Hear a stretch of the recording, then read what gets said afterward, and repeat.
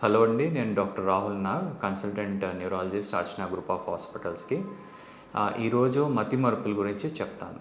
మతిమరుపులు బేసిక్‌గా ఇంగ్లీష్‌లో డిమెన్షియా అంటాం. సో, ఇవి మామూలుగా రెగ్యులర్‌గా మనం ఒక చోట కొన్ని వస్తువులు పెట్టి మర్చిపోవటం అది సాధారణమే. ఇది కాకుండా ఆర్గానిక్ అంటే బ్రెయిన్ నుంచి నిజంగా మర్చిపోతున్నాం అనుకోండి, దాన్ని మనం ఎప్పటికప్పుడు ట్రీట్ చేసుకోవాలి. బ్రెయిన్ నుంచి ఎందుకు మర్చిపోతున్నారంటే బ్రెయిన్‌లో ట్యూమర్ స్లోగా గడ్డలు లాంటివి పెరుగుతున్నా, వాపు వచ్చినా, పక్షవాతాల తర్వాత మల్టిపుల్ టైమ్స్ అంటే చాలాసార్లు పక్షవాతాలు వచ్చి పోయిన తర్వాత కూడా మర్చిపోవడం జరుగుతుంది. ఇది కాకుండా షుగర్, బీపీ వలన కొన్నిసార్లు మెదడులో క్లాట్లు కొన్ని భాగాల్లో ఎక్కువ ఫామ్ అవ్వటం వలన, బ్లీడ్ అవ్వటం వలన కూడా మర్చిపోవడం జరుగుతుంది. ఇది కాకుండా ఫిట్స్‌లో మర్చిపోవటం జరుగుతుంది.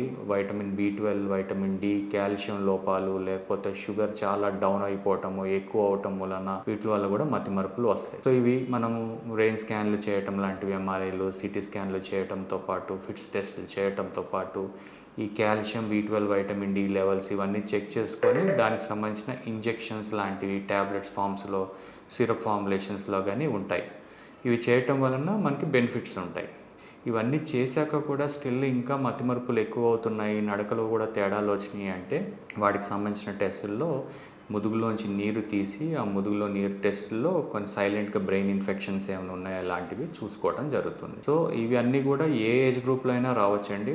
ప్రధానంగా ఏజ్ ఓల్డ్ అయ్యే కొద్దీ ఎక్కువగా జరుగుతూ ఉంటాయి.